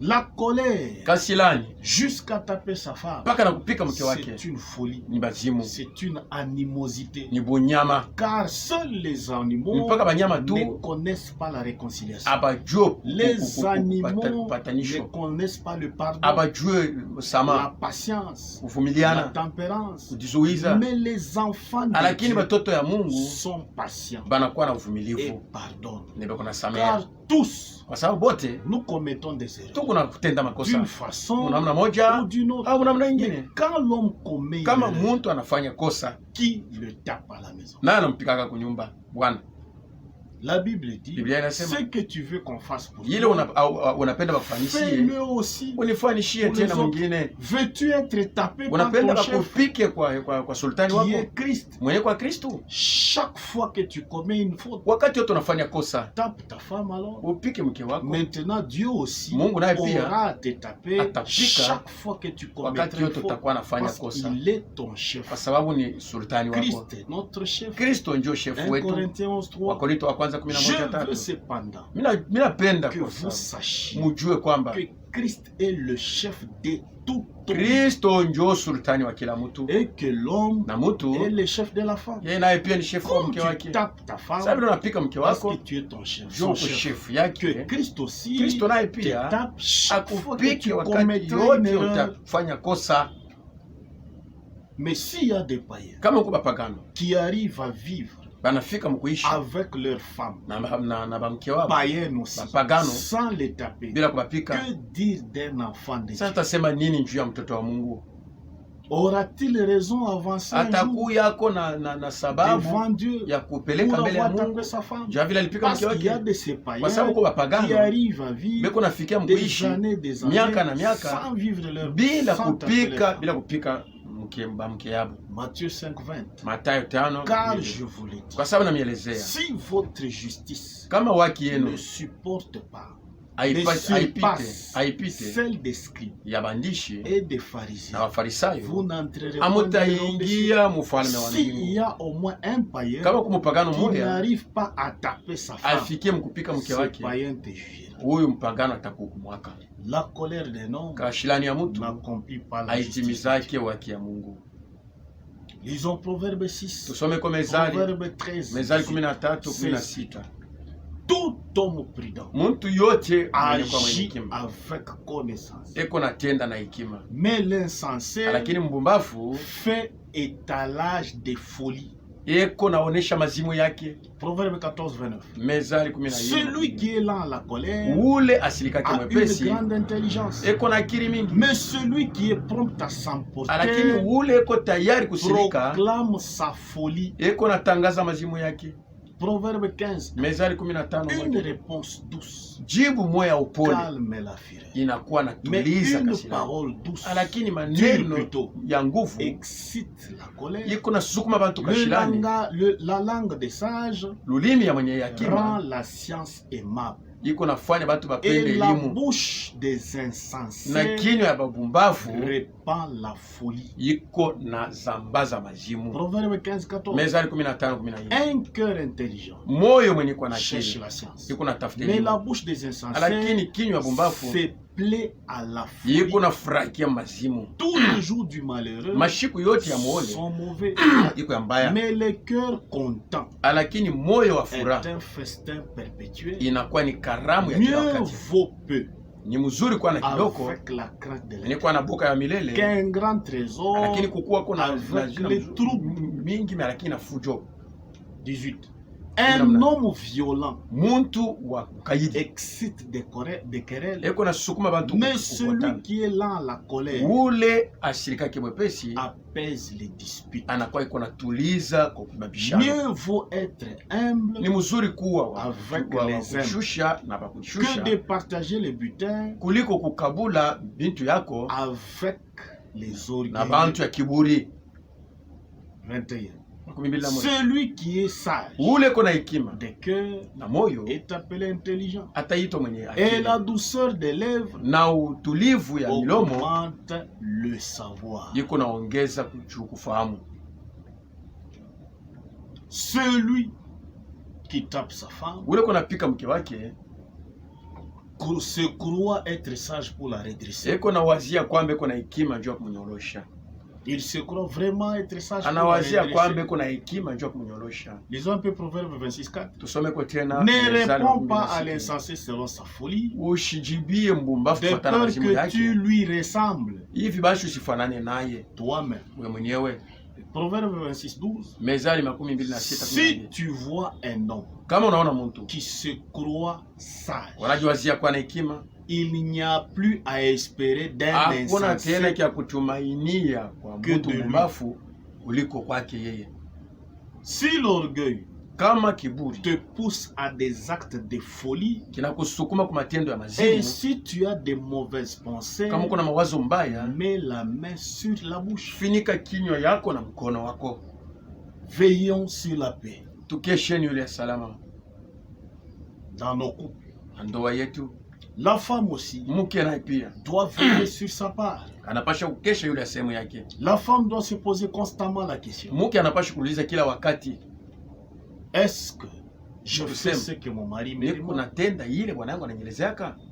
Est-ce que je fais comme il veut trouver la maison? Ni kusema nafanyaka vile anapenda kwa kuta nyumba, Comment est-ce qu'il veut trouver la nourriture? anapenda kuta chakula. Je, Quand est-ce qu'il veut trouver la ni nourriture? wakati kana anapenda kupata Qu'est-ce qu'il chakula? veut que je fasse? Anapenda nifanye nini? Est-ce que je fais ce que Dieu que je fasse pour mon mari? Asikie niko nafanya ile Mungu anapenda nifanye njia bwana Est-ce yangu? que je le respecte? Niko namheshimia? Est-ce que je suis soumise? Ni kusema mimi namtii? Parce que si la femme aussi vivait en désordre, Kama mwanamke yuko naishi il n'y aura mfujo, pas la paix dans le couple. hakutakuwa salama Elle mwenyewe. fait aussi sa part. Anafanya sehemu L'homme yake, aussi fait sa part. mwanaume naye anafanya sehemu Pour yake. qu'il y ait la paix. Njoo kukwe salama. Chacun de nous Kila mmoja doit wetu travailler pour anapaswa cette paix. kutumika njia ya Chacun de salama. nous Kila mmoja doit wetu contribuer pour cette paix. anapaswa kufanya kwa kitu njia salama Chacun ikuwepo. de nous Kila mmoja wetu doit veiller sur anapaswa cette paix. kukesha pa ile salama, Parce que Dieu kwa sababu Mungu règne eko na utawala là où est la paix. fashion kwa salama.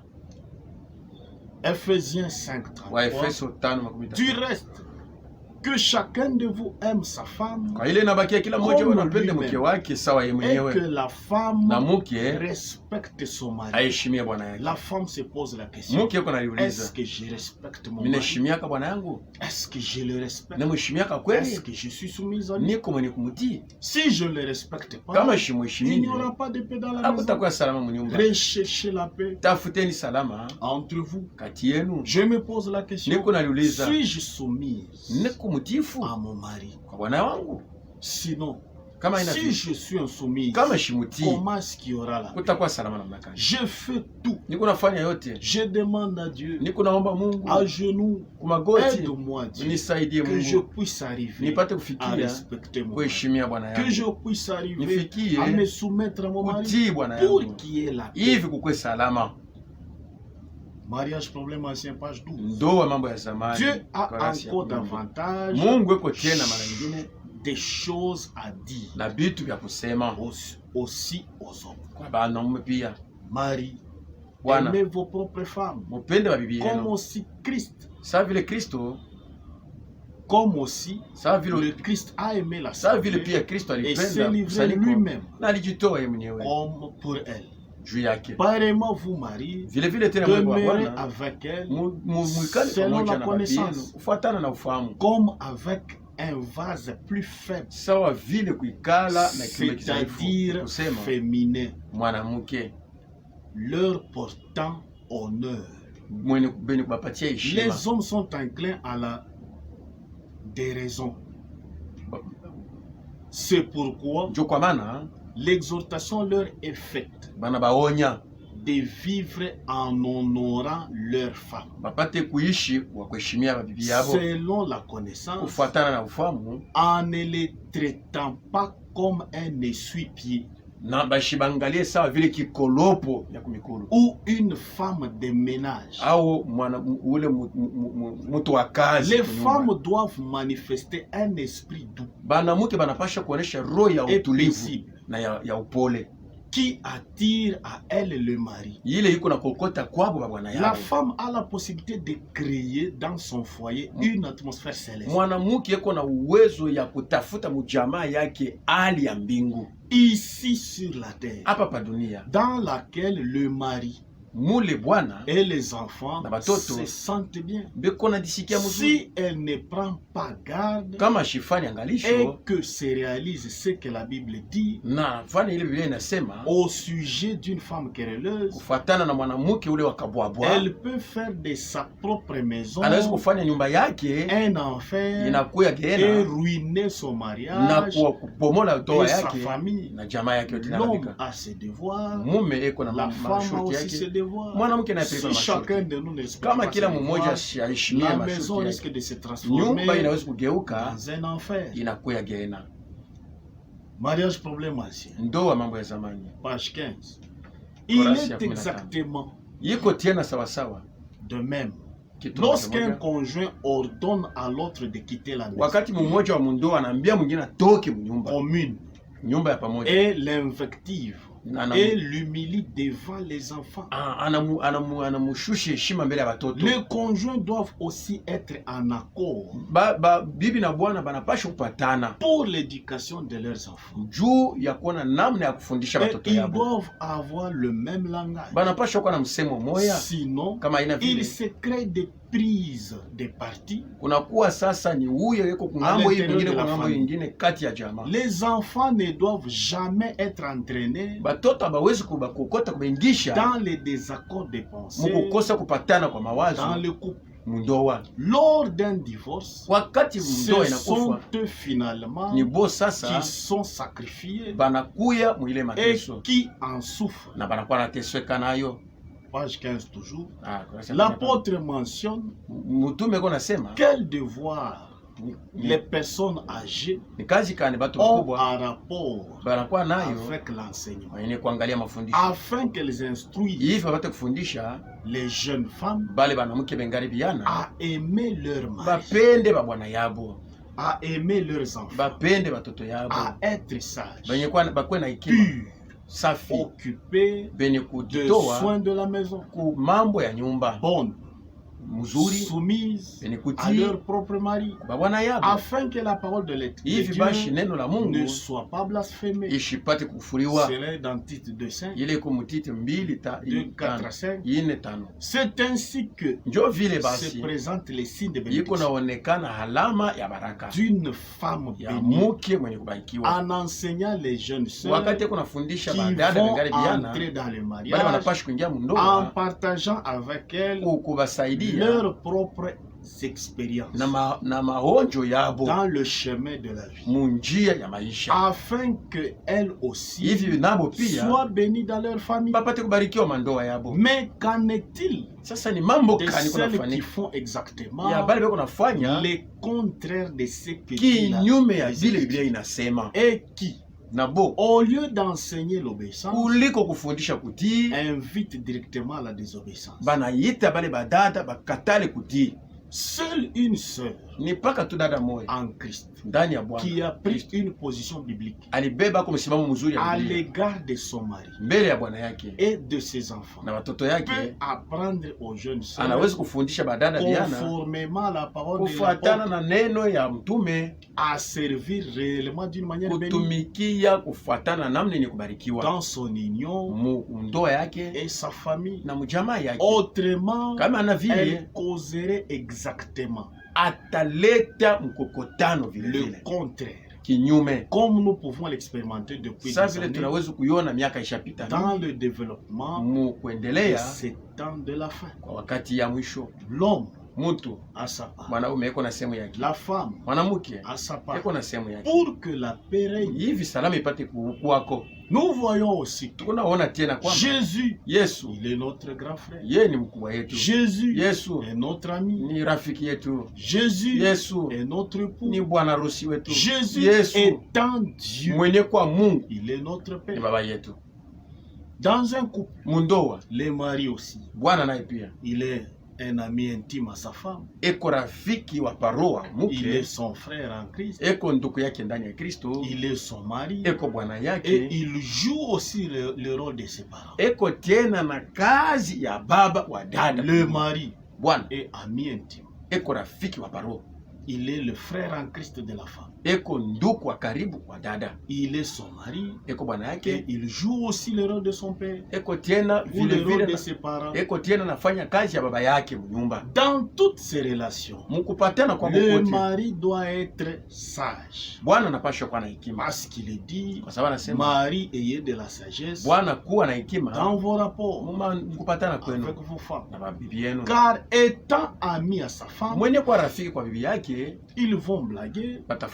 batacheka. La femme a besoin de blaguer avec son mari. Mke anapenda naye kufanya michezo na bwana yake, Il parle en tant que mari, eko nasema sawa bwana, comme les amis le font. sawa vile barafiki Quand wanafanya. l'homme voit que Kama bwana anaona la kwamba femme se comporte mke eko natenda en une amie, eko natenda sawa vile l'homme rafiki, qui est sage bwana mwenye kuwa na se hekima comporte aussi atatenda naye en pia, tant que ami. anatenda naye pia sawa vile Le rafiki. problème commence Mambo iko quand naanza la femme wakati prend mke la casquette d'ami, yeye anakuwa sawa vile mais rafiki, le mari, lui, bwana yeye prend la casquette de mari. yeye anabakia paka bwana Étant son frère en mwenye Christ, kwa ndugu yake ndani ya Kristo. on a le devoir Tuko na de ile shurti s'exhorter ya mutuellement. kuonyana pamoja na wengine. Quand la femme Kama mke voit anaona des erreurs makosa dans son frère, ndani ya ndugu qui est yake son mari, mwenye kwa bwana elle a yake, le devoir de l'exhorter. eko na ile shurti ya Mais kumuonya. quand elle prend la casquette de ta sœur, Kama en Christ, anabeba sasa ile kuonekana kwa dada yako ndani ya Kristo, bwana yeye garde la casquette de anabakia chef. paka na ile kuonekana kwa De la maison. sultani wa nyumba, Et le mari dit à la femme, na bwana iko naambia mke, tais-toi.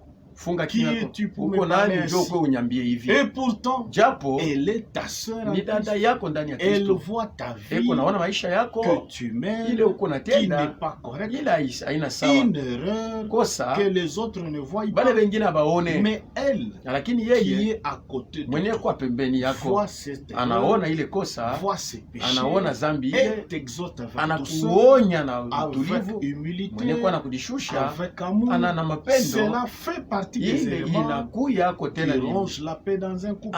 bintu biko natosha salama mundoa. Étant mari, Mwenye kwa bwana quand il prend la casquette de mari, kama anakuya sa vile bwana, je sais que najua kwamba moi, femme, mie muki ici les choses ont changé. hapa bintu bishabadilika. Ici, je dois prendre aussi Hapa mimi napasha kuwa la na mie casquette de femme. sa vile bibi yake. Parce que quand la femme Kama prend la mke casquette d'ami, kama anabeba ye sasa kuonekana l'homme kwa aussi doit prendre la rafiki, casquette d'ami naye pia anapasha kuwa pour rafiki, que l'amour hivi règne, mapendo pour que itawale, l'harmonie règne, hivi la kupatana, paix règne. salama ikuwe. Et quand la femme Kama prend mke la casquette de sœur en Christ, kama anakuya sa elle vile me dada comporte yako, comme son frère en nami Christ. napasha kuitikia dada yangu ile saa vile niko ndugu yake Et ndani ya quand le Kristo. mari Na kama prend la bwana casquette de mari, anakuya mbele yako sawa moi, la bwana, femme, we je mke prends la casquette de unapasha femme, nawe pia je kuitikia me sawa mke comporte wake, comme une femme. niko natumikia saa vile mke wake.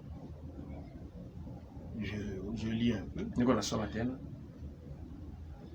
Ok, on continue. tunaendelea. Pour éviter les problèmes, Juu kushikwe la maneno, femme doit connaître mke anapasha kujua sous quelle casquette le mari se bwana présente yangu devant elle. hapa sasa anesha kushimama mbele yangu sawa nani. Pour éviter des problèmes, Juu kushikwe le mambo, mari doit connaître bwana anapasha sous kujua quelle casquette hapa sasa la hapa femme se présente mke wangu anakuya mbele yangu sawa pour nani, que nous vivions en paix. hivi tuishi katika Car la salama. Bible Kwa sababu Biblia dit inasema soyez sages mkuwe na hekima, dans vos rapports avec vos femmes. mkupatana kwenu na 1 Biblia. Pierre 3:7. Petro wa kwanza Mari. 3:7.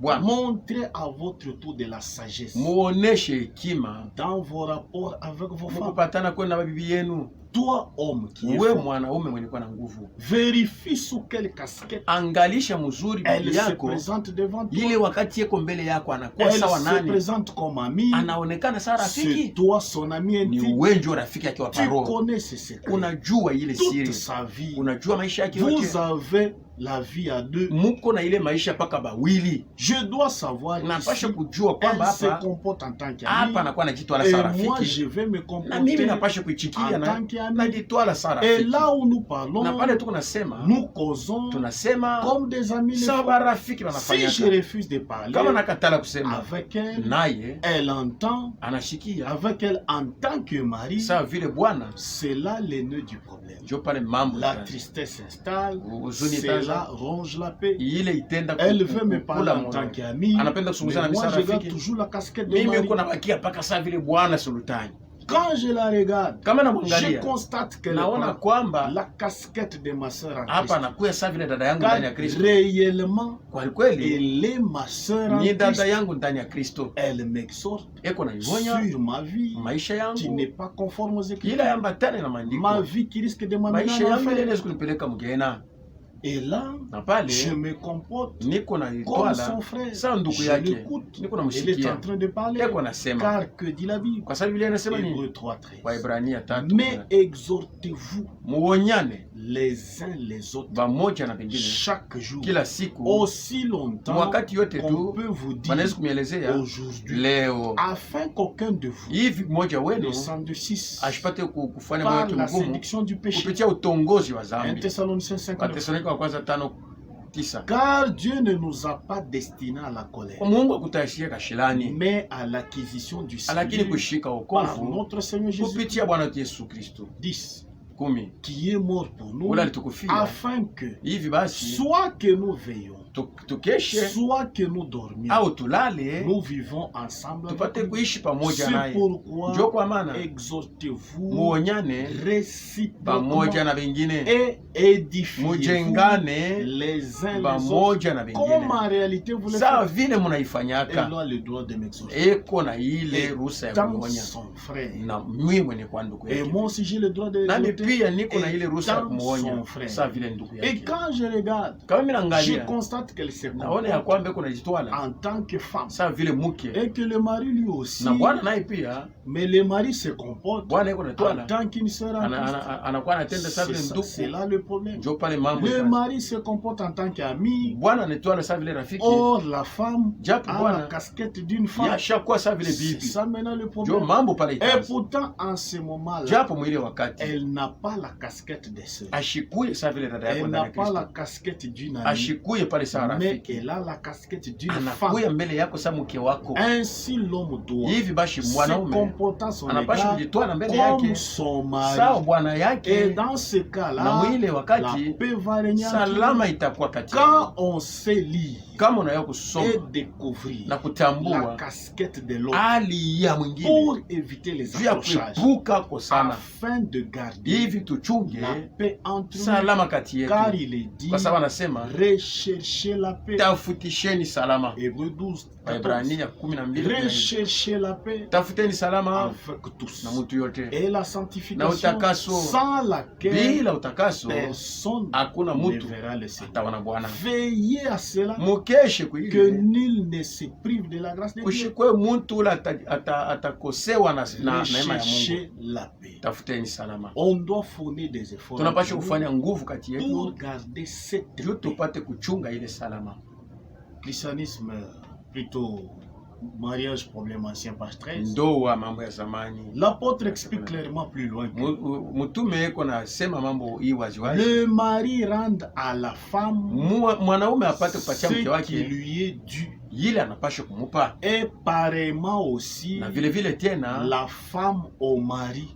mke naye pia apatie bwana yake kile anapaswa Donc, kumupa. quand la femme prend la casquette du mari, Kama mwanamke anakuya saa vile mke, quand le mari prend la casquette du mari, kama bwana anakuya saa vile bwana, qu'est-ce que je voulais dire? mpendo Quand sana. la femme Kama prend la mwanamke, casquette d'une femme, kama mwanamke anakuya mbele ya kusaa et mke, quand le mari prend la casquette d'un mari, na kama bwana anakuya que na le isa mari bwana, rende à la femme mwanaume apate ce kupatia qui mke lui est wake dû. ile anapaswa Et kumpatia. pareillement aussi Na la femme vile au vile mari. tena mke kwa La bwana yake. femme ne dispose pas de son propre corps, Mwanamke mwili yake mais haina le yake, mari. lakini Et ya bwana yake. pareillement aussi, Na vile vile tena le mari ne dispose pas bwana mwili haina de son yake, propre corps, mwili haina yake, mais la lakini femme. ile mwili ni ya bibi yake.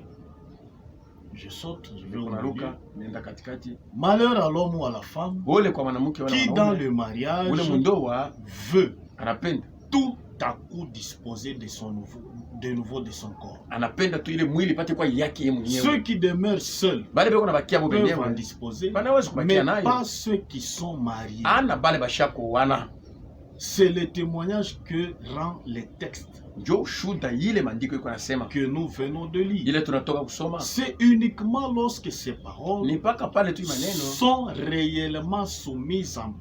réellement mises en pratique banaitumikia par les deux parties kwa bale bantu qu'il bawili, y a possibilité d'avoir un mariage fondé sur l'amour divin njo pale mnaweza kupata ndoa yenye kuwa na msingi pa mapendo ya et Mungu terrestre.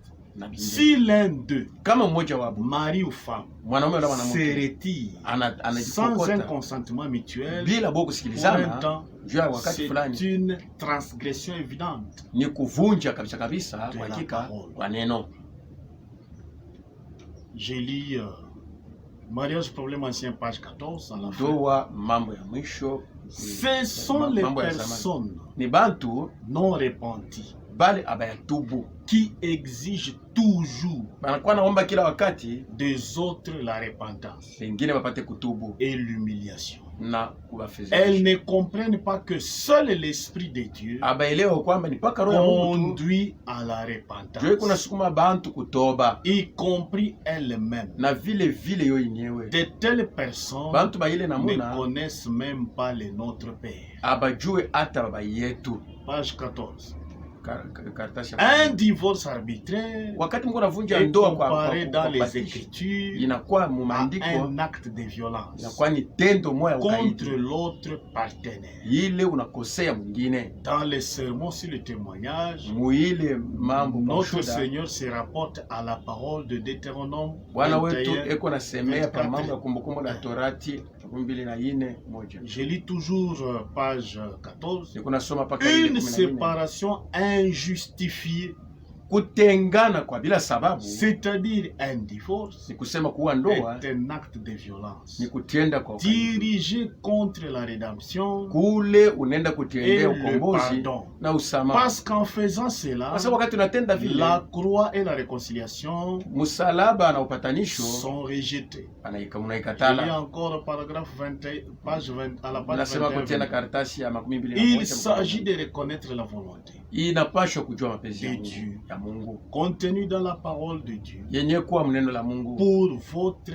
pour notre vie personnelle juu ya maisha yetu ya pekee et la mettre en pratique. na kuitumikia. C'est là le désir sincère de tout enfant de Dieu. Njo kutaka kwa moyo wa safi Cette kwa mtoto wa volonté Mungu. de Dieu, Hii mapenzi ya Mungu bonne, ya mzuri, agréable ya kupendeza et parfaite, na ya kamili doit s'étendre inapashwa dans kuendelea tous les domaines de notre vie. mu mambo yote ya maisha Ce yetu. n'est qu'ainsi Ni paka vile tu que son bon plaisir njo mapendo yake peut mema reposer sur nous. inaweza kuwa yule Et yetu, de nouveau, na mara c'est nyingine tena également la ni condition kupaka ile pour kanuni, notre enlèvement. njo kanuni yenye ya kunyanuliwa De kwetu. même que Namna moja dans moja l'Église, mu tout kanisa doit être ramené en conformité yote inapashwa kurudishwa à mupatanisho, la doctrine mafundisho par des actions kupitia en matendo parfaite harmonie mukamilifu avec la patanisho parole de Dieu. na neno la Mungu. Ainsi, Hivi basi en doit-il être de njo vile tous. inapashwa kukuya njuu ya mtu yote, En doit-il être de tous les mariages. inapashwa kufanyika vile njuu ya mandoa yote, Il est dit, en doit-il être de tous les élus. inapashwa kufanyika vile njuu ya bateule De bote, tous les élus. njuu ya bateule bote. Également, quant à l'ordre divin, Kama kuna kwa shurti ya Mungu dans le mariage, mundoa, dans la famille mujama et dans l'église, na mkanisa, il ne doit plus y avoir de gémissements, akupashe kuwa tena kugua, de murmures, kunungunika des uns envers l'autre. ya bamoja biko na Car nungunika la juu ya wengine. venue du Seigneur Kwa est sababu proche. kurudi kwa Bwana ni Tout karibu. ce qui ne s'accorde pas avec les saintes Yote ile Écritures, ambatane na maandiko que ce takatifu soit ikuwe en parole ou en mu action, misemo au mukutenda cause de la mauvaise humeur yiku naleta hali et mbaya doit mbovu. être éliminé. Banapashwa kuitosha. Nous lisons page 4. Someko Quelquefois, il est déplaisant de faire mention mala ingine iko ya mubaya sana kusemea d'événements tout à fait privés. maneno moja tu ya muntu Mais pekee, Dieu qui se soucie de notre bien lakini Mungu ule kunangaikia kuikala kwetu d'une manière si paternelle, namna tu paternelle, ya baba paternelle, ya bubaba le fait aussi pour nos relations entre humains. iko naifanya tena munamna ya kupatana Et kwetu bantu. il a fait écrire pour toujours Na alisema bandike njuu ya lote ses enseignements, mafundisho ses yake, commandements mahamri yake, et ses interdictions. na bila na apende tutende. Il est Na eko celui qui sait le mieux ula anajua ya de mzuri quoi zaidi nous sommes formés. ile tulitungiwa nayo. Ce qui est bon Yene kwa mzuri pour nous juu yetu et comment la transgression des lois na vile kuvunja kwa masheria concernant notre corps yenye kuangalia mwili wetu se répercute sur notre vie unakuwa spirituelle. na ngaisha maisha yetu ya kiroho. C'est la désobéissance Ni kukosa kutii manifestée kwenye kuonekana dans nos actions mu matendo corporelles yetu ya mwili, qui finalement yayo mwisho yayo causera des dommages itakuya à kutukosea cette âme, nafsi yetu, nous séparera de notre Dieu. itatutenga na Mungu C'est wetu. pourquoi Njo kwa maana pour un enfant de juu Dieu, ya mtoto wa Mungu tout ce qui se trouve dans les yote yenye kwa Écritures maandiko est obligatoire. inashurutishwa Vivez en paix, muishi katika salama, recherchez la paix. mutafute salama. Nous devons rechercher la paix. Tunapasha kutafuta Nous salama, devons vivre en paix. tunapasha kuishi katika La salama. paix est très nécessaire dans le couple. Salama iko ya faida sana Et mundoa, pour y arriver, na kufikia hako il faut le concours inapashwa de tous les deux. sehemu ya kila mmoja, Chacun avec sa part. kila mmoja na sehemu yake, L'homme avec sa part, mwanaume na sehemu la yake, femme avec sa bibi na part, sehemu yake, pour qu'il y ait la paix hivi kukwe dans salama notre couple. mundoa yetu. Et pour la journée d'aujourd'hui, Juu ya siku ya leo, que la paix de notre Dieu, salama ya Mungu wetu, que la paix de notre Seigneur salama ya Bwana wetu puisse être avec nous ipate kuwa et nasi avec chacun de nous. na kila mmoja wetu. Que Dieu vous bénisse. Mungu ambariki.